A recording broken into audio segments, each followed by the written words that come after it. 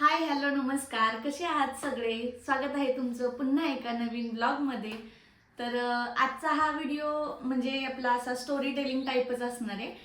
नेहमीसारखा आपले ब्लॉग नाही आहे आजचा. म्हणलं जरासा एक इन्फॉर्मेटिव्ह व्हिडिओ तुमच्यासोबत शेअर करावा, कारण बऱ्याचशा कमेंट्स सुद्धा मला सारख्या येत होत्या की ग्रहण कसं पाळायचंय, काय करायचंय. आणि आता तर तुम्हाला माहिती आहे 3 मार्चला आता ग्रहण येते आणि मला सुद्धा ते पाळायचंय, कारण मी सुद्धा प्रेग्नेंट आहे. आणि माझ्यासारख्या ज्या असतील नवीन मुली किंवा ज्यांची पहिलीच प्रेग्नेन्सी आहे किंवा ज्यांना माहीतच नाहीये की ग्रहण वगैरे कसं पाळायचं, म्हणजे शक्यतो आपल्या आजूबाजूला सगळ्या गोष्टी आपल्याला सगळे आपले मोठे जे असतात ते सांगतच असतात.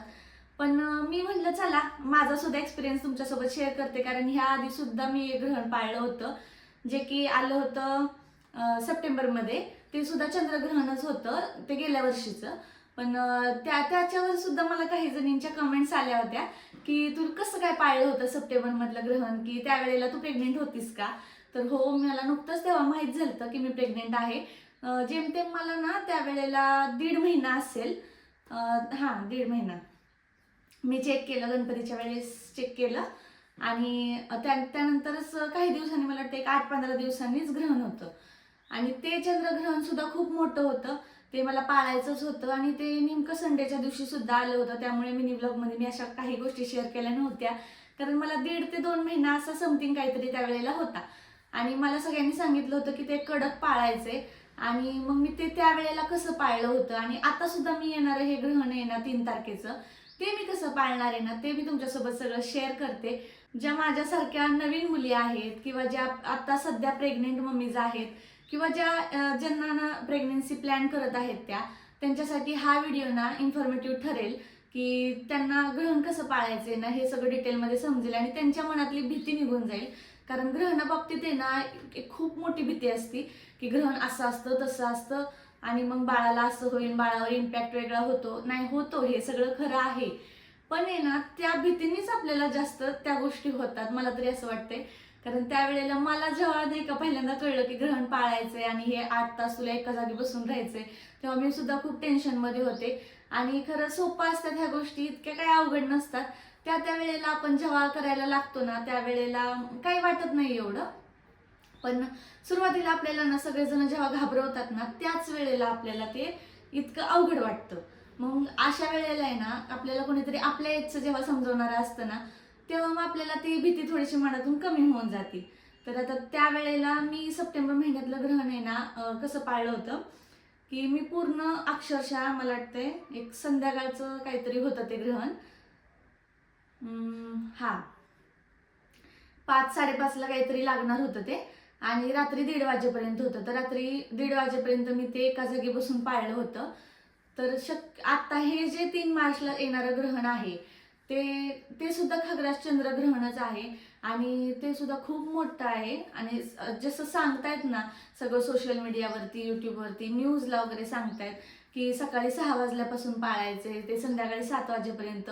मग एवढ्या वेळ तर आपण प्रेग्नेंट बायका तर अजिबात उपाशी राहू शकत नाही. एरवी आपण साधं सामान्य स्थितीत असताना आपण उपाशी राहू शकत नाही, मग प्रेग्नेंट असताना आपण कसं काय उपाशी एवढं राहणार. आणि मला सुद्धा तोच प्रश्न पडलेला. मग मी सुद्धा आहे ना ह्या गोष्टीची सगळी पुरेपूर माहिती केली आणि मग तुमच्यासमोर हा व्हिडिओ घेऊन आली आहे. तर आता 3 मार्च 2026 येणारं जे ग्रहण आहे ते सकाळी 6 वाजल्यापासून त्याचा वेधकाळ सुरू होतोय. 6 वाजल्यापासून ते संध्याकाळी 6:45 पर्यंत मला वाटते ते ग्रहण आहे. त्याच्यामध्ये कसं होतं की 11 वाजल्यापासून प्रेग्नेंट बायकांनी किंवा लहान मुलांनी, आजारी जे असतील त्या सगळ्यांनी सकाळी 11 वाजल्यापासून ते संध्याकाळी 7 वाजेपर्यंत हे ग्रहण पाळायचंय. आणि ते कसं पाळायचं, काय करायचं, तिथं काय करायचं नाही, ह्या सगळ्या गोष्टी सुद्धा मी एक एक करून तुम्हाला सांगते. तर मी कसं पाळणार आहे ना मी थोडक्यात तुमच्यासोबत शेअर करते, कारण मी काय ग्रहणाबाबतीची एवढी स्पेशलिस्ट नाहीये. मी स्वतः जसं पाळणार आहे ना मी तेच तुमच्यासोबत शेअर करणार आहे. आता काही जणी जॉईंट फॅमिलीत राहतात, त्यांना ह्या गोष्टी शक्य होत नाहीत. पण तरी सुद्धा तुम्ही ट्राय करा की घरातल्यांना समजवा की नाही म्हणून सकाळी 6 वाजल्यापासून कसलंच तुम्ही काम करू नका. एक दिवस नाही काम केलं तर काही फरक पडणार नाहीये, पण आपल्या बाळासाठी आपल्याला ह्या गोष्टी पाळाव्याच लागणार आहेत. त्यामुळं मी सुद्धा त्या दिवशी सकाळी उठल्यापासून काहीच करणार नाहीये आणि 11 वाजल्यापासून एका जागीच बसून राहणार आहे. आणि गेल्या वेळेस इतकं कडक पाळलं होतं ना की मी पूर्ण माझे हात पाय स्ट्रेट असे ठेवले होते, हात सुद्धा पूर्ण असे स्ट्रेट, बोट सुद्धा मोडायची नव्हती किंवा आपण बोट अशी बसल्या बसल्या मोडतो तशी सुद्धा मोडली नव्हती. कुठं खाज आली तर खाजवलं नव्हतं, म्हणजे इतक्या तयारीत. वॉशरूमला गेले नव्हते, पाणी सुद्धा पिलं नव्हतं आणि काय भूक लागण्याचा तर प्रश्नच येत नाही, कारण मी 5:30 वाजता ग्रहण काळ सुरू होणार होता. तर मी 5 वाजल्यापासूनच मी एका जागी बसले होते आणि त्याच्या आधीच मी फुल जेवण करून बसले होते. जेवण असेल, आपलं वॉशरूमला काय जाणं असेल, अर्जंट काही कामं असतील ना, मी सगळे करून एका जागी बसले होते. आणि रात्री 1:30 वाजताच मी जागेवरून उठले होते. तोपर्यंत मी अजिबात हल्ले नव्हते. पण तेव्हा कसं, मला 1.5 महिनाच होता, मला त्यावेळेला प्रेग्नेन्सीतला काही त्रास नव्हता. पण आता मला ह्या गोष्टी जमणार नाहीयेत. हे प्रत्येकाच्याच बाबतीत होणार आहे, कारण आता माझं सुद्धा पोट वाढलंय. मला एक 7वा महिना आता संपत आलाय. पोट इतकं वाढलंय, एका जागी बसणं एवढ्या वेळ पॉसिबल नाहीये. ना मी वॉशरूम कंट्रोल करू शकते, ना खाणं पिणं मी कंट्रोल करू शकते, कारण भूक सुद्धा भरपूर लागते मला सारखी सारखी. की ग्रहणाच्या पायी ना मी माझ्या हेल्थवरती परिणाम नाही होऊ देऊ शकत, बाळावरती पण परिणाम नाही होऊ देऊ शकत. मग मी एक पहिली गोष्ट तर आपल्याला करायची आहे की दिवसभर घरातून बाहेरच पडायचं नाहीये. अगदी कपडे धुतले ते वाळायला घालायला सुद्धा बाहेर पडायचं नाहीये. म्हणजे इतकं कटाक्षाने ते पाळा त्या दिवशी, कारण ग्रहणाचे जे रेडिएशन्स असतात ते आपल्या बेबीवरती इम्पॅक्ट करतात. आपण खूप सेन्सिटिव्ह असतो ह्या वेळेला, त्यामुळे ना ह्या गोष्टी खरंच कटाक्षाने पाळा. एक दिवस पाळल्याने काही फरक पडणार नाहीये.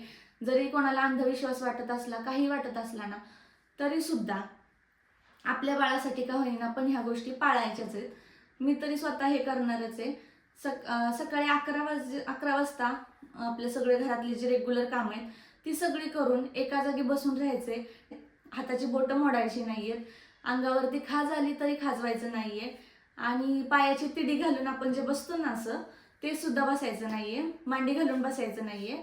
माहिती आहे मला ह्या गोष्टी कंट्रोल करणं सोपं नाहीये एवढ्या वेळ, ते पण 11 वाजल्यापासून ते संध्याकाळी 7 वाजेपर्यंत, म्हणजे जवळजवळ 7 ते 8 तास ह्या गोष्टी कंट्रोल करणं खरंच सोपं नाहीये. मला पण खूप अवघड जाणार आहे. पण आहे ना, जर तुमच्या आजूबाजूला कोणी असेल तर त्यांना सोबत घेऊन बसा, त्यांच्यासोबत गप्पा मारा. पण दिवसभर घरातून काय बाहेर पडू नका, कारण हे या वेळेला दिवसाग्रहण आलेलं आहे. त्यावेळी जे आलतं ना सप्टेंबरमधलं, ते रात्रीचं होतं, त्यामुळे एवढं काय वाटलं नाही, फक्त जागरण करायचं होतं. त्यामुळं शक्य असल्यास आहे ना 11च्या आधीच जेवण बिवण करून बसा. मी सुद्धा तेच ट्राय करणार आहे, पण जितकं मला जमणार आहे ना मी तितकं कंट्रोल करणार आहे माझ्या भुकेवरती पण आणि वॉशरूम वगैरे ह्या गोष्टीवरती पण मी जितकं कंट्रोल होईल तितकं करणार आहे. पण एका जागी तर बसून राहायचंय, एवढं तरी करायचंय, घराबाहेर पडायचं नाहीये. आणि ह्या ज्या गोष्टी सांगितल्या मी, कुठल्याही धातूच्या वस्तूला हात लावायचा नाही, म्हणजे चाकू, सुरी, टोकदार वस्तू कुठल्याच गोष्टीला हात लावायचा नाहीये. एका जागी बसून राहतोय म्हटल्यावर अशा गोष्टी येणार पण नाहीत. सरळ सरळ टीव्ही लावायचा, टीव्हीवरती काहीतरी छान भजन वगैरे ऐकत बसायचं आणि जर नसेल जमत तर पिक्चर वगैरे बघत बसायचं किंवा देवाचं नामस्मरण करत बसा, ते सुद्धा खूप छान आहे. मी तर गेल्या वेळेला काय केलं होतं, गणपतीची गाणी म्हणा किंवा भजन म्हणा, असं ह्या सगळ्या गोष्टी मी कंटिन्युअसली ऐकत होते. त्यामुळे मला झोपेवर पण कंट्रोल झाला आणि माझ्यासोबत माझे दादा, वहिनी आणि आकाश सुद्धा होते, त्यामुळे त्यांनी सुद्धा मला ह्या गोष्टी सपोर्ट केला. तेव्हा मला अजिबात कंटाळा आला नव्हता. पण आता सुद्धा मी ती गोष्ट ट्राय करणार आहे की आता तरी माझ्यासोबत कोण नाहीये, पण तरी सुद्धा मी ट्राय करणार आहे की दिवसभर मी अशा काहीच गोष्टी करणार नाही. भूक लागली तर खाणार आहे, तहान लागली तर पाणी पिणार आहे, वॉशरूमला लागली तरी जाणार आहे, पण सगळ्या गोष्टी जपून काय असेल ते. आणि अजून एक गोष्ट, ग्रहण काळाच्या वेध काळापासून म्हणजे 11 वाजल्याच्या नंतर पासून आपण जे पण घरात जेवण बनवतो किंवा काही गोष्टी आपल्या पीठ वगैरे असतील, डाळी असतील, ह्या सगळ्या गोष्टींमध्ये तुळशीपत्र टाकून ठेवायचे. पाण्यामध्ये सुद्धा आपल्या तुळशीपत्र टाकून ठेवायचे, कारण ग्रहणात जे रेडिएशन्स निघतात ते इतके इतके खराब असतात ना की ते आपल्या सगळ्या अन्नावरती पण परिणाम करतात, म्हणजे असं म्हणतात. आता ते आपल्याला सांगतात पाळायला, म्हणल्यावर आपण पण पाळणं गरजेचं आहे. तर मग ह्या सगळ्या गोष्टी मी त्यावेळेला पण केल्या होत्या आणि आत्ता सुद्धा मी रिपीट तेच करणार आहे. मी ऑलरेडी एकदा पाळलंय, त्यामुळे मला आत्ताच थोडंसं एवढी भीती नाहीये मनामध्ये. पण ज्यांच्यासाठी हे पहिलं ग्रहण असेल ना, त्यांना थोडीशी का होईना भीती मनातून तुम्ही कमी करा. ग्रहण म्हणजे काय एखादा राक्षस नाहीये, तो काय आपल्याला येऊन खाणार नाहीये. फक्त काही गोष्टी आहेत की त्या आपल्या बाळासाठी आपल्याला पाळायच्यात.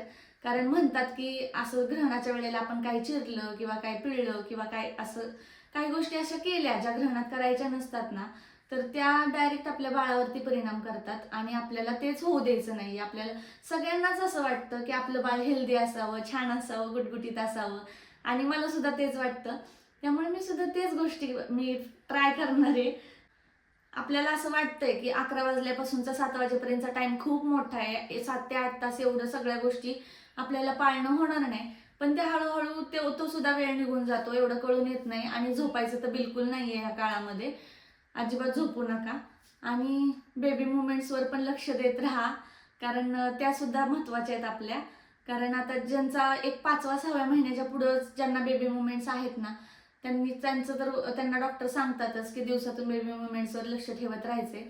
माझं या सध्या तेच चालू आहे, कंटिन्युअसली बेबीकडे माझं लक्ष असतं. आणि ग्रहणाच्या काळात सुद्धा पोटात जास्त काही नसणार आहे, त्यामुळे बेबी मुवमेंट्सकडे लक्ष देत राहा. दवाखान्यात जायचं असेल तर जाऊन या.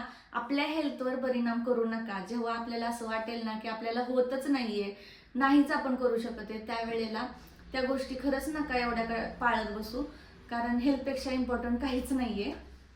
तर आय होप तुम्हाला समजलं असेल की आता ग्रहण काळात नक्की काय काय करायचंय, काय नाही करायचंय. मला सुद्धा जितकं समजवता येईल मी तितकं समजवलंय तुम्हाला, कारण मी सुद्धा नवीनच आहे ह्या सगळ्यामध्ये.